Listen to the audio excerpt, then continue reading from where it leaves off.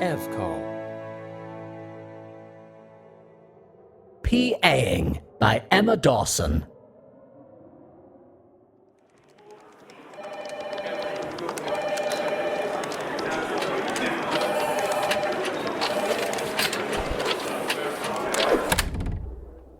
One of the most frustrating things about PAing, Saffron, is that you will deal with people who are extremely stupid on a daily basis. But they will assume at all times that they're at least 10 times smarter than you'll ever be.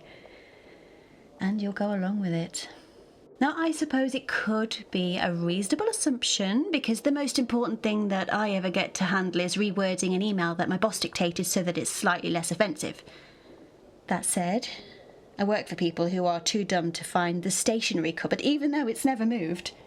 I work for people who have not yet figured out how that mysterious and elusive creature, the computer, works. I work for people who can't follow the simplest instructions helpfully bullet-pointed in an email. No, I forgot. That's my job. I'm young and female like many PAs, badly paid like some. I'm constantly assumed to be not busy. And it's my job to remember every single thing that ever happened in this godforsaken department like 20 years ago, when I was 8. I work for high flyers who believe that the way they view the world is the only correct way. I want to knock some sense into them on a daily basis. The restraint this job has taught me. God, the rage I've had to contain them. Failing to contain it, you may have noticed, you might have just seen that sometimes my job makes me tremble with fury, and other times, well, I just feel endless despair. I try all the time to deny reality. I want to, but somehow it just doesn't click. Like, make a positive out of this, I dare you. I just had Lynette over at my desk asking me to give her a personal tutorial again on how to put her out of office on. And so I said to her, Lynette, we've been over this a few times. And she said, it's not my fault that it's impossible. And I said, I'm really busy. Can we do this later? Which we all know is code for, I'm not your PA, fuck off where you came from. And she said, no, I need to do this now. And I said, I'm on a deadline for Enrique, Lynette. And she said, this is for Enrique, so he knows that I'm off on Thursday. Just show me. And then I've run out of grace to Alexis, so I've got a choice. Get ugly or go along with it. And as fucking usual, I chose to smile, and I showed the dumb bitch through gritted teeth, and then she mentioned to Enrique that I'd been on cooperative. And I said to Enrique, we talked about how I couldn't be responsible for the technological needs of the entire team and also look after you properly, didn't we? That's what IT's for. And I've shown Lynette several times, Enrique, is this a good use of my time? And I forgot that you can't say anything reasonable like that to Enrique, because he just looked at me reproachfully and said, some people find technology hard, Eva. We didn't all have the privilege of growing up in a world where computers were the norm, so why can't you just help Lynette out without this drama? And I, very unwisely at this stage, because he'd pissed me off too many times recently with his utter lack of empathy, said, A, it's not my job. I'm not her assistant. And B, I get into trouble all the time for being less than perfect, for not remembering everything, for not being able to fix every single piece of technology in this office. But Lynette, she doesn't even have to make this minuscule amount of effort, even though she should have been using the out-of-office function on a regular basis for at least 15 years, and I've given this demonstration 6 times before. Is that the situation? I have to grow and improve and be responsible for myself, but Lynette just doesn't have to bother. And he said, this is all out of proportion, and went off to his meeting. I'm going to have to kill him.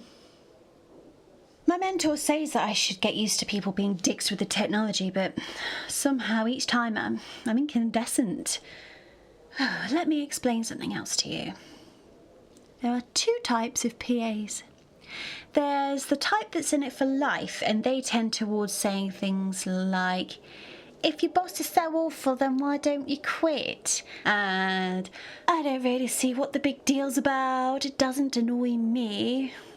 And then there's the ambitious type, often youngish, someone who's trying to make a career in that field, or a related field, or even a really, really unrelated field.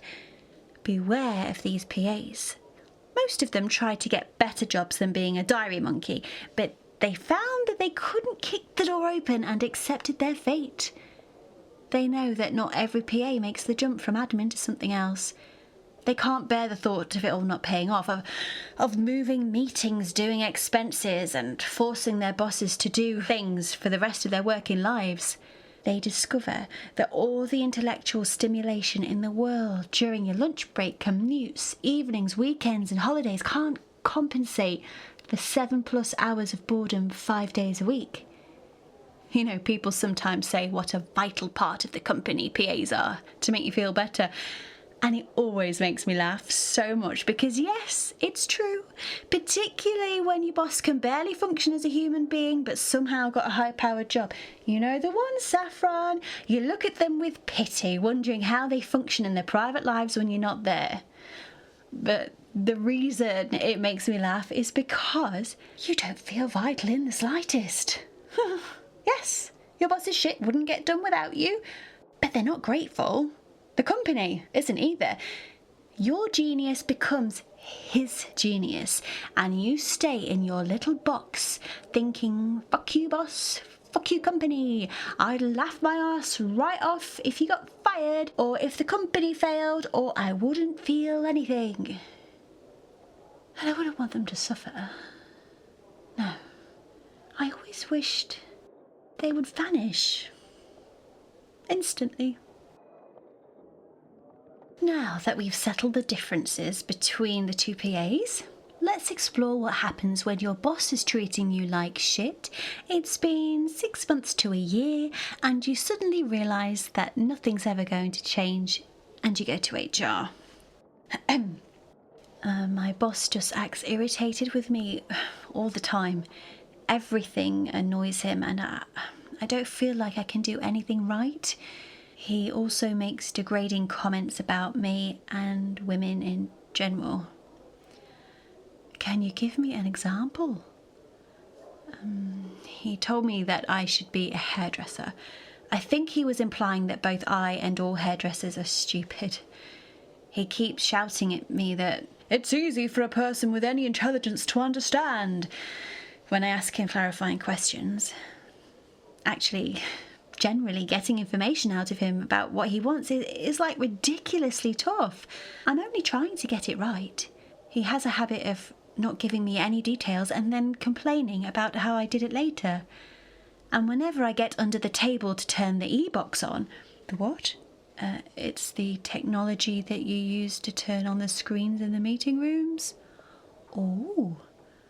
So, whenever I get down under the table, he says things like, I can't keep her off her knees. She's not normally so servile. Now listen, Saffron.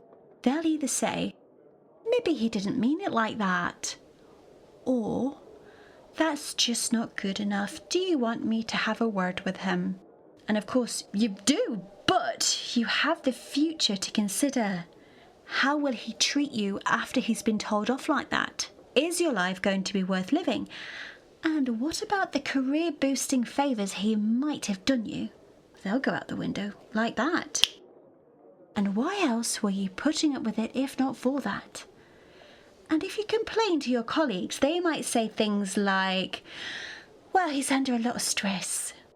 But when you're under a lot of stress, which is all the time, you're never supposed to let it show. Instead, you must be perpetually charming and breezy, even if your boss has just screamed at you. They think we're just wafting cheerily through our low-level lives. And somehow, they're not accountable for their actions. After a while, you get the feeling that they'd have to really cross the line to face any consequences, like punching you with an audience of 10 that they couldn't bribe. Or something like that.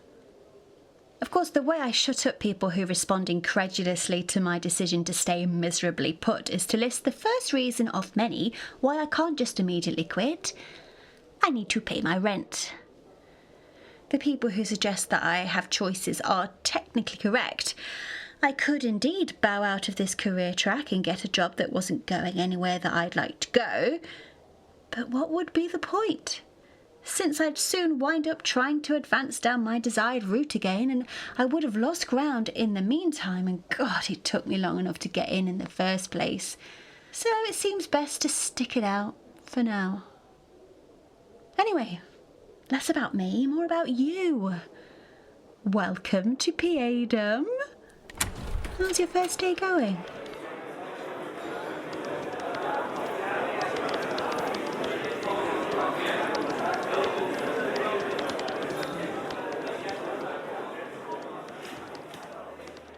This was an Evcol Entertainment Clockwork Digital Studios original production, a part of the On Another Wavelength audio anthology series, featuring the voice talent of Holly Gillanders. Written by Emma Dawson, directed and produced by Simon James Collier, series created and co-produced by Adam Dechanel, soundscape design Zachary Elliott-Hatton.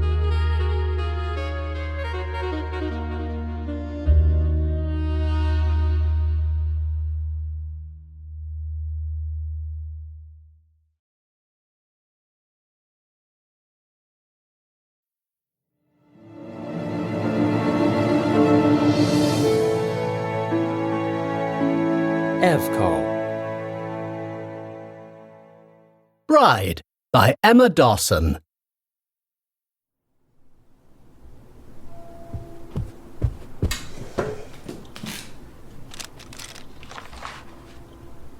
Dear Hugo, I'm writing to you because you ignore my calls, emails, and even Twitter messages.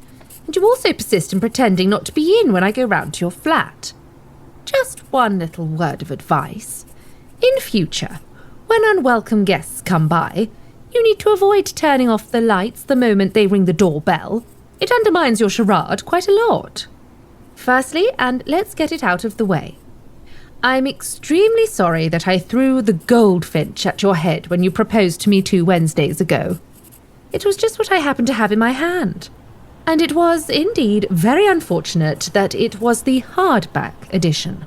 I now regret my enthusiasm in purchasing it on the day that it came out, because if it had been the paperback, then your nose would have fared better. And, of course, if you hadn't turned around at the wrong moment. But I'm avoiding the issue, I know. I genuinely admit it, so here it goes.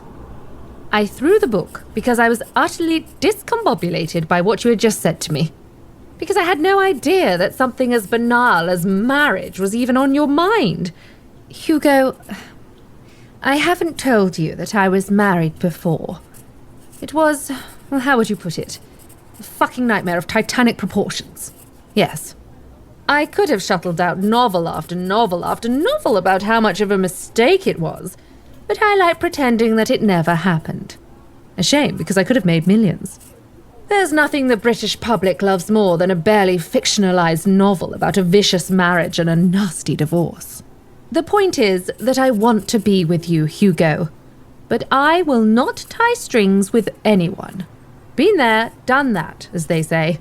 Now I know better, and I'm sure that if you had been married, then you would know better too. And now, since some explanation is necessary, let me tell you about my marriage, so you can see why I'd rather do breaststroke through a serpent-infested swamp, or indeed remain single, than walk down the aisle again. I am willing to remember it for you. It started, predictably, with a proposal. Contact me if you want me to go on. With love, Toodle.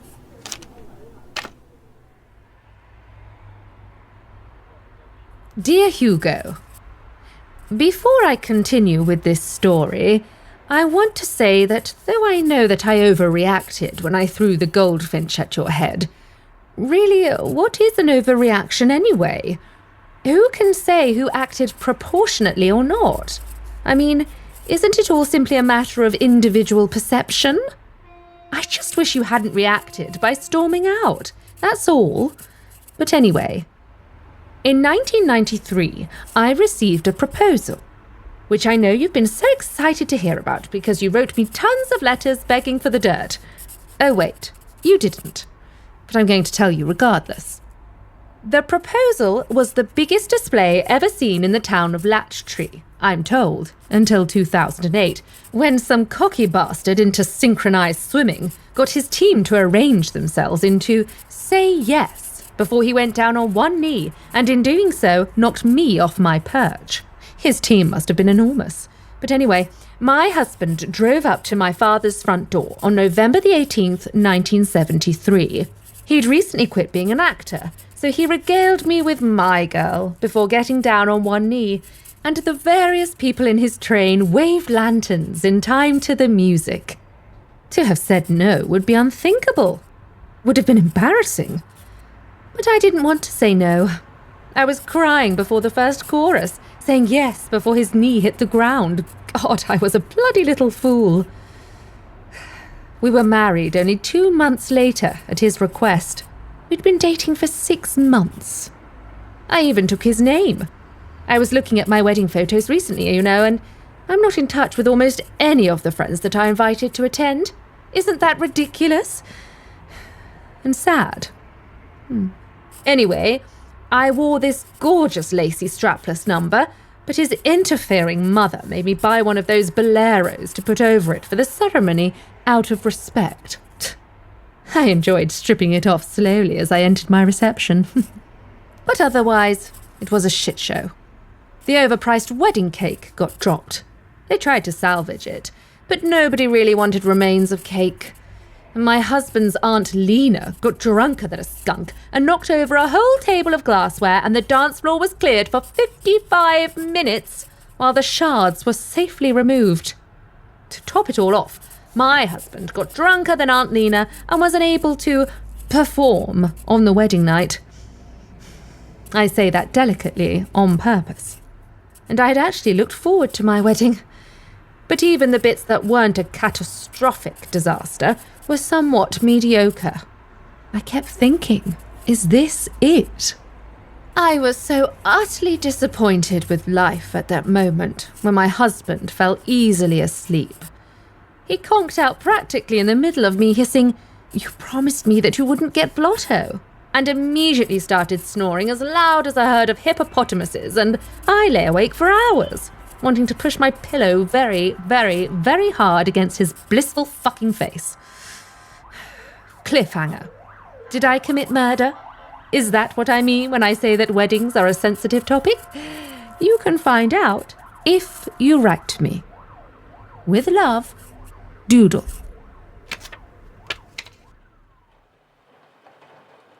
Hugo. No word from you still. Oh, I'm truly offended. I thought you might actually be enjoying this story. Let's see if I can reel you in. But first things first, as I really do hope you've guessed, I did refrain from murdering my husband on our wedding night, because it was a bit of a cliché, you know.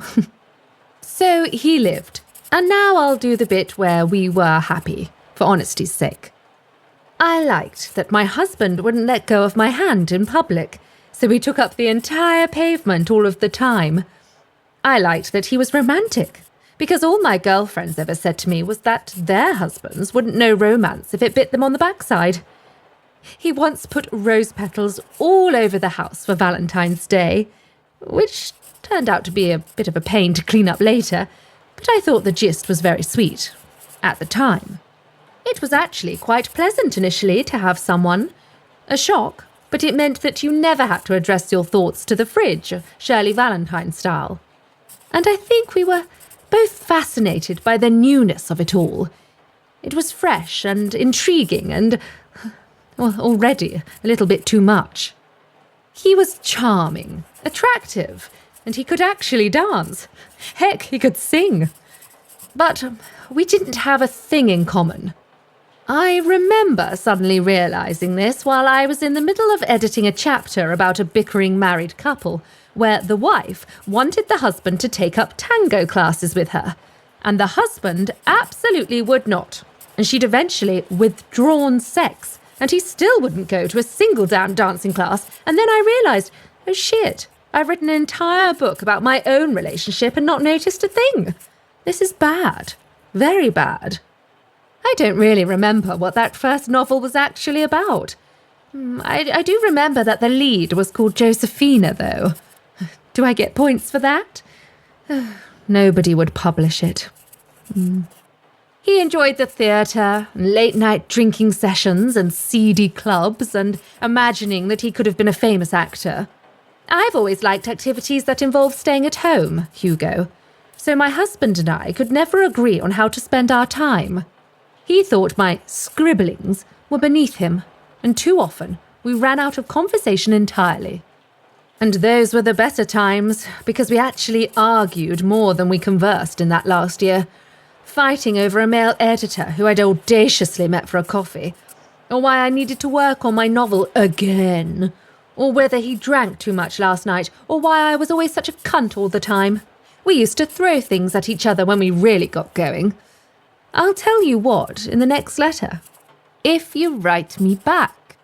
With love, but getting impatient now. Doodle. Hugo. Nothing. Absolutely nothing. Really? Oh, I know you. You're the nosiest man alive. You're dying to know what objects were thrown, and you don't deserve to know because you haven't asked to hear it.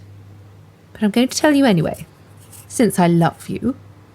My husband threw the following objects at me, that I can remember. A spatula, my jewellery box, a small pot plant, a mop, a photo frame with a picture of a cat in it, and my favourite Jane Austen-themed mug.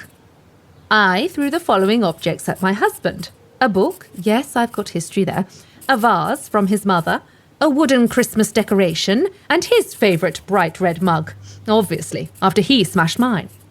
He tended to miss. I didn't. This gave him further ammunition and also the ability to claim that he wasn't really aiming at me. Anyway, there was this colleague of mine, and we were friends, and there was always a spark between us, and, well, over time, I became very, very attracted to them, and I was feeling guilty about having these feelings, so I decided it was only fair to tell my husband. When I did, I made it utterly clear that I wasn't going to act on these feelings because why would I have gone and told him if I was going to act on them? I would have just gone and done it. But I didn't. It felt like a dirty little secret, and I released it into the world. Oh, well, I don't think I've ever seen anyone so enraged before or since. He behaved as if I'd just confessed to having weekly orgies in our marital bed, and he expressed his opinions on the matter so loudly that the neighbours called the police. Once the police had gone, I realised that this was the last straw. Maybe I was trying to create the last straw by telling him, but I didn't consciously think that. I've always been impulsive, and though you disagree because you're far too British for my liking, I think that my gut is very rarely wrong. I told my husband that I wanted a divorce, and he said no on the spot. He said that I was giving in to my emotions. I spent the next fortnight reiterating the situation and ignoring all of his attempts to pretend that nothing was wrong, and still he said, absolutely not. Like declining was a genuine option. So I moved back home while he was at work. And then I sent my father round to try to get it sorted, because I was certain that my husband would come to his senses at some point, and I thought my father would embarrass him into that state with greater alacrity. But he refused to let my father inside unless he agreed in advance to tell me that I was being completely frivolous. So that went well. And then I started looking into divorce law, and you won't believe what I found out. Contact me if you want to know the next twist, and God, it's a big one. Love, Doodle.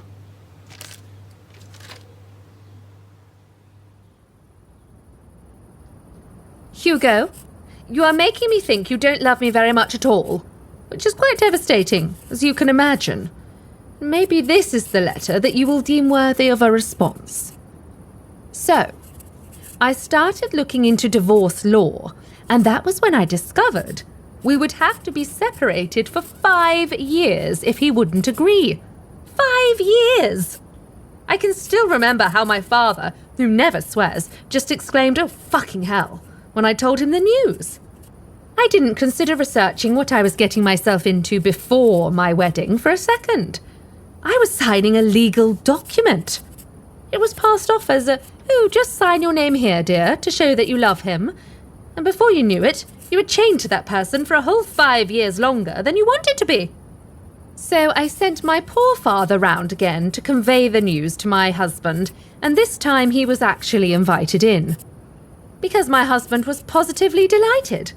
He started talking about having 5 years to win me back, and how he just needed a few changes, which I'd understand better if I'd ever had to work on anything in my life.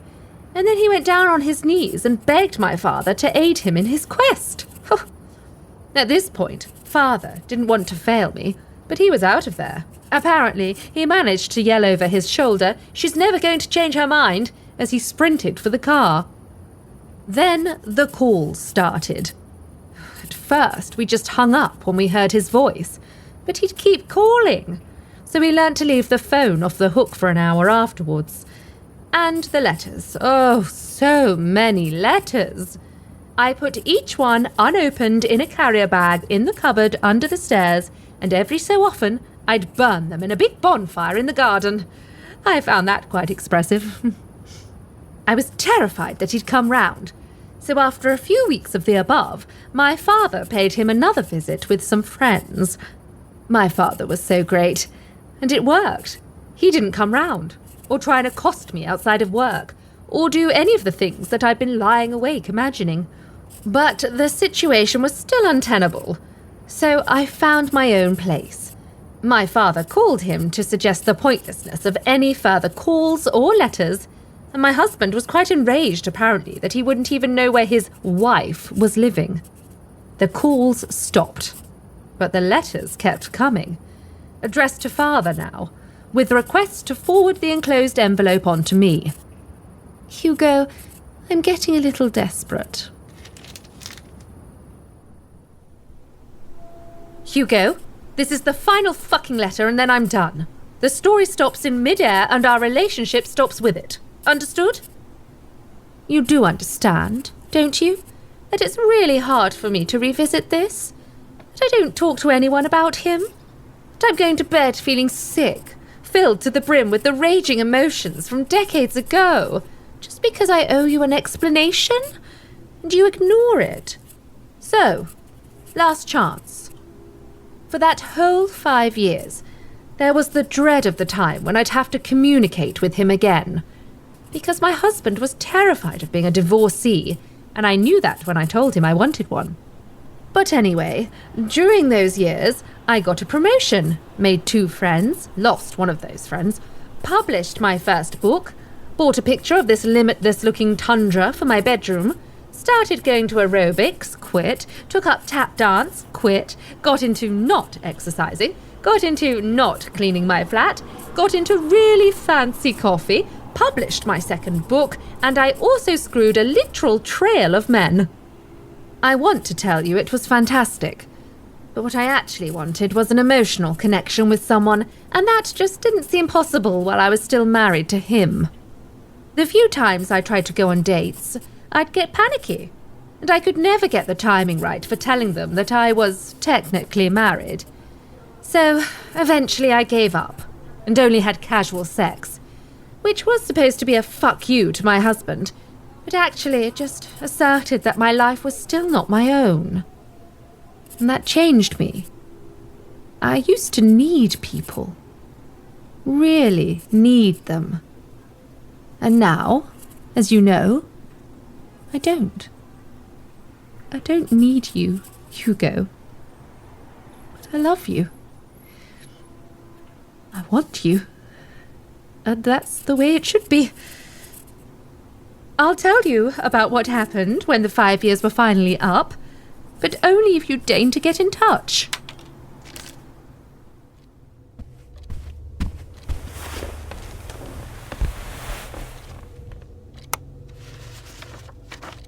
Dear Hugo, Oh, you wrote back. You wrote back. Oh, I was honestly starting to wonder if you would. What was it about that letter that finally made you write to me? Oh, anyway, you stuck to our bargain, so here's the rest of the story. 2 months before 5 years was up, I wrote to my husband at an address that my father had verified in person and told him that I was filing for a divorce. And since we didn't have much money, I proposed not involving any lawyers. And in his letter back, to my surprise, he apologised and said that he'd acted poorly. He said that he still thought we could have worked on our relationship, but he'd accept my decision, and not just because he had to this time, but was there any chance that I'd maybe meet with him and consider reconsidering? And, of course, I immediately said no. It didn't mean anything to me, him apologising now. He went quiet for a few days, and then he wrote pretending that he'd never suggested that we stayed married, proposing that we split everything 50-50. I agreed, even though he'd admitted that he had no savings and therefore was basically just stealing half of my savings, that he had absolutely no right to take after the way that he'd behaved, but I wanted to be rid of him. Around 10 years ago, I told a close friend about my husband's sponging in our divorce, and do you know what she said to me? She said I knew when I signed the marriage certificate that I was agreeing to split everything with him, and if I didn't, then I didn't do basic research and only had myself to blame. If you don't want to give your spouse free money, get a prenup or don't marry them, she said with this smug smile. I just walked out, never spoke to her again. 6 months later, I received the decree absolute, and I was finally unmarried, finally free. It was amazing to be wiped clean. I would have loved to be a spinster. I think it would have been absolute heaven. I sent him a note. You're a gold-digging bastard, and I hope you never find true love. And then I got on with my life with the new me. Though that curse was ironic, because for years I was the one who didn't fall in love and honestly wondered if marriage had taken it away, if he'd snuffed it out. But then I met you. Can we meet? I think that we have a great deal to talk about after you've read this, but Hugo, I'm clearly never going to marry you, and I live in hope that you will not construe this as a rejection. I ask instead, will you spend the rest of your life with me? Legal strings only cause pain, as you've seen, but emotional ties mean far more than that.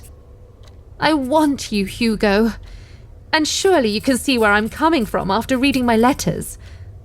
Arrange a date, and don't wait too long, my love. With relief and joy, Doodle. This was an Evcol Entertainment Clockwork Digital Studios original production, a part of the On Another Wavelength audio anthology series, featuring the voice talent of Michelle Campbell-Jones, written by Emma Dawson, directed and produced by Simon James Collier, series created and co-produced by Adam Dechanel, soundscape design by Charlie Braham.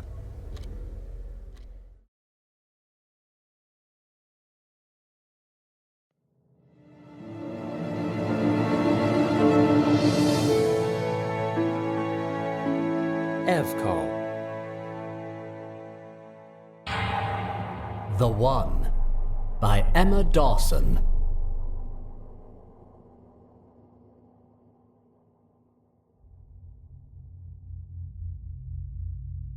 I was 15, sitting crying on the floor, and my grandma sidled up to me and said, "Some people are just born with tragedy in their blood." "Grandma, I've just been dumped," I snapped, incredulous at her lack of tact. Little did I know then that she kind of had a point. Not that I like to think of myself that way. It took me a while to get married, but once I did, I went all out. My first wife was much older, a failed novelist who worked in advertising and resented me for not making her a better person. I adored her. She broke up with me after 3 years by letter. Of course, we had it out in person once I drove round to her office, but, well, if it hadn't been happening to me at the time, I would have laughed, really. That crazy woman throwing bits of stationery at her wife while she tried to steer me away from the direction of her boss's office. Oh, her colleagues must have had a field day. I had a few situations that didn't go anywhere in between, and, well, then I met my second wife, who was younger. She was very attached to her mum. I worshipped her. Well, her mum was a hoot. After a few glasses, she'd start telling you embarrassing childhood anecdotes about her and singing, "I'm just a girl who can't say no." I don't remember much about her, actually. I wonder why. Anyway, she dumped me after only a year and a bit. And I remember that this one was in person. She told me that I was too old for her, but it later turned out that her new girlfriend was only 5 years younger, so it can't have been that. I jumped straight on the rebound into marriage with wife number 3. Now this one was an improvement on the last 2. She was in the RAF. She was away a lot, and she'd bring me presents whenever she came home. Pressed flowers, bits of rock from her travels, things like that. Yeah, we were together for 8 wonderful years. Or was it 9? Well, 8 or 9. Anyway, then, one evening, she cried down the phone that she hated everything in her life, and she needed to start again. I was completely blindsided. But 5 years later, I met my 4th wife, and I had a slow and steady courtship, the longest I've ever had, and I married her a year later. She used to pull out the chair for me, let me go through doors first. She thought she was some kind of Regency lady killer. And we were very happy. Until 6 years later, when she suddenly announced that she was utterly disgusted by my signature carbonara, and, in fact, had always been utterly disgusted by it. It turned out the carbonara wasn't the only issue. My dislike of cleaning, the way I plucked my eyebrows, my habit of sighing. You know, when I was enjoying myself. Well, the list, it went on and on and on. I was single after her for a good 10 years. I couldn't find a decent gal, and then, all of a sudden, wife number 5 swept me off my feet at a salsa for the over 6s class at the community centre. We started competing together in national competitions. It was fabulous. Sometimes we used to win. Till she found out she was dying. She went back to her first wife because she was more nurturing. So yeah, that's 5 wives. And I've never been the one doing the dumping. I suppose it's just not in my nature. I like to think of myself as easygoing. Anyway, why was I telling you all this? Oh, yes, well, the thing is, I'm looking for wife number 6. Well, I've got to prove Grandma wrong, after all. I'm hoping that this time it'll be the one. Do you know anyone? I'm not fussy.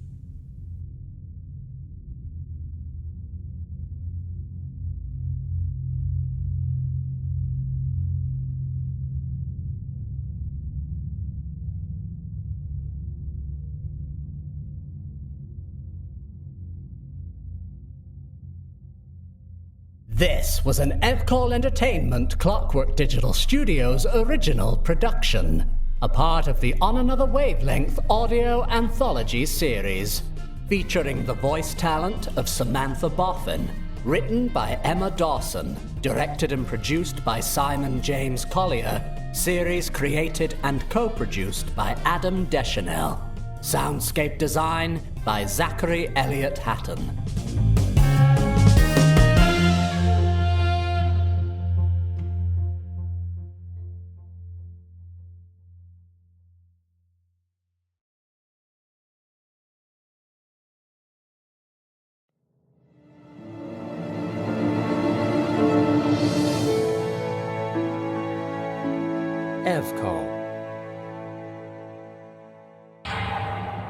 Stones Around My Neck by Emma Dawson.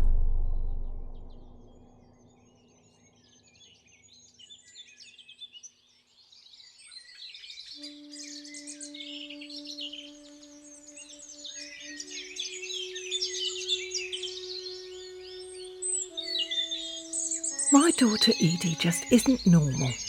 Don't know what to tell you. I mean, I'm single now. I don't get around much, but it didn't used to be like that. She'd chase them off. My first husband, her dad, was a lovely bloke, Terry, but he lost his nut because she wouldn't stop clinging to me all the time. She was the neediest 3-year-old you ever saw. I couldn't go to the loo in peace. Her older sister wasn't like that, though the less said on the subject of Emmy, the better.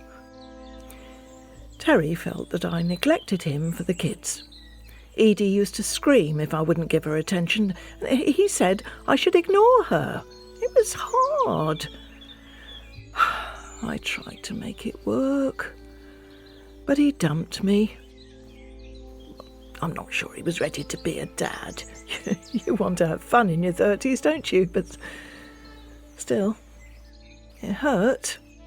And he was so angry at me that he didn't want to pay child support. The last place I wanted to go was court, but didn't have a choice. He said afterwards that he'd never forgive me for that, and that they weren't his kids. But I only went with him, and that's the truth. 8 years later, I met Doug, and it was love at first sight. He was a bit classy. He'd get £10 bottles of wine for our dates, and he was teaching me how to tango. We got married in a ceremony with the colour scheme baby blue and lavender. Oh, Edie did nearly ruin it by refusing to come. I was gobsmacked that she could be so mean. But eventually Doug said, "Let's leave that little cow to stew," and I realised it was the wedding I should be happy about, whether she came or not. We had the most fabulous honeymoon in Paris. We danced by the Seine and kissed under the Eiffel Tower. Oh, but when we got home, Doug went into the bedroom. I heard him cry out, and there was a horrible thud. Edie had burst all of his tennis balls and chucked them on the floor and our bed, and Doug had tripped over them. He loved playing tennis. She didn't seem to understand how nasty it was. And she didn't stop there either.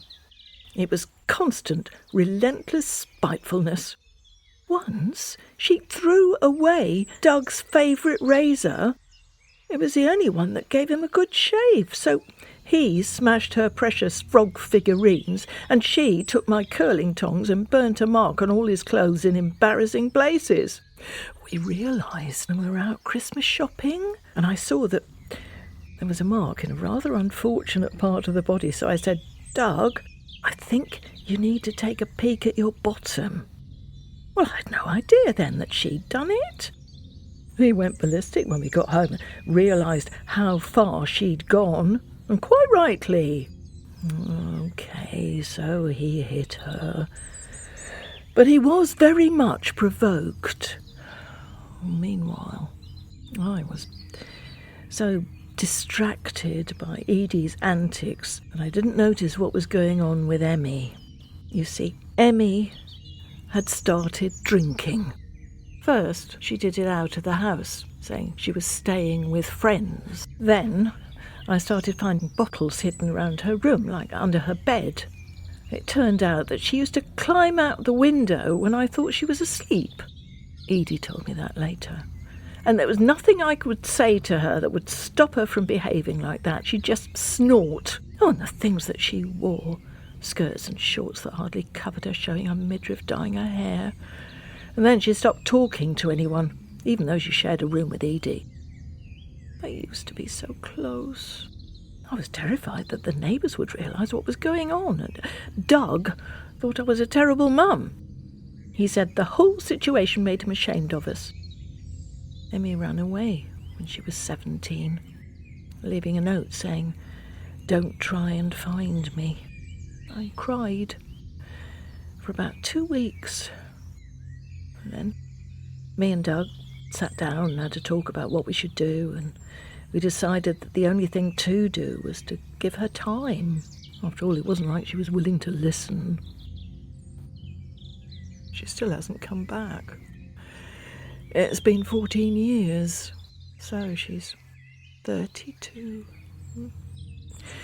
I know, I try not to think about it. Because I get so angry sometimes, I want to kill her. What kind of child does that to a mum? I gave birth to 2 stones round my neck. It wasn't that long after that Doug started trying to convince me to kick Edie out. She was 19. She wasn't ready to be out there. Now, Edie only had herself to blame about this because she had been harassing Doug since he moved in. And I understand why he didn't want to live with her. He was quite right, but all the same, I couldn't say yes. She wouldn't have coped. But it was also because of Emmy. Edie leaving would be like half losing another daughter. So I told Doug that Edie was staying. I made Edie promise him that she would behave in future. I had to bribe her with a lot of chocolate buttons. I thought he'd get over it. But he wasn't the kind of guy who just gave up. He kept trying to talk Edie round, telling her about the good old life she'd have if she were free from me, which I found quite offensive, actually. I know that everybody wants to see a mum and daughter at loggerheads, but Edie and I loved each other, and there was nothing wrong with that. Eventually, he told me he was leaving if I didn't kick her out. It was terrible, because I knew that it wasn't his fault, it was hers. Yet I just couldn't. He didn't give up, though. Well, he still loved me. For years after he went, he'd call up every so often and say things like, "Darling, ditch that monster and come and live with me in London. We'll dance by the Thames every night." He was such a romantic. But I told him that I couldn't leave Edie. She looked so pleased with herself the day that he moved out. I told her to get out of my sight. She'd got exactly what she wanted. That's what I told her. I said, "I hope you're thrilled that you've destroyed my happiness." I don't think she cared. I didn't get another bloke after that. It wasn't the right age anymore. And it got scary, going outside. Everyone was so unpleasant. I started stopping in. Meanwhile, Edie, pleased as punch, used to put on Faulty Towers and Ab Fab and the Vicar of Dibley every evening, and we'd talk about her strange colleagues or what Mrs. Cushing's at Flat 10 had been up to now. I worry about Edie more now that she's the only person left. My whole family now. She's 29, and she hasn't smelt the coffee yet. Yesterday she came in and announced that she was going to her first office leaving drinks tomorrow. She's got a crush on a boy called Vassie. Vassie? I couldn't believe my ears. I reminded her that drinking was how Emmy started. I just mentioned that she doesn't always make the best decisions in life. But so far, she's been brushing me off. Wouldn't listen, just like a sister. Well, I'm going to put a stop to this drinks business, or my name's not Patty. I wish that I could explain to her that going to these things is for other people.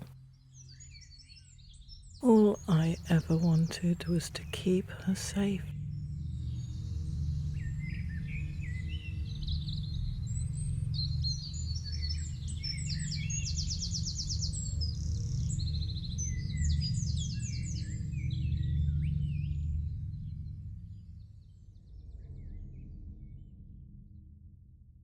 This was an Evcol Entertainment Clockwork Digital Studios original production, a part of the On Another Wavelength audio anthology series, featuring the voice talent of Maggie Turner, Written by Emma Dawson. Directed and produced by Simon James Collier. Series created and co-produced by Adam Dechanel. Soundscape design by Zachary Elliott-Hatton.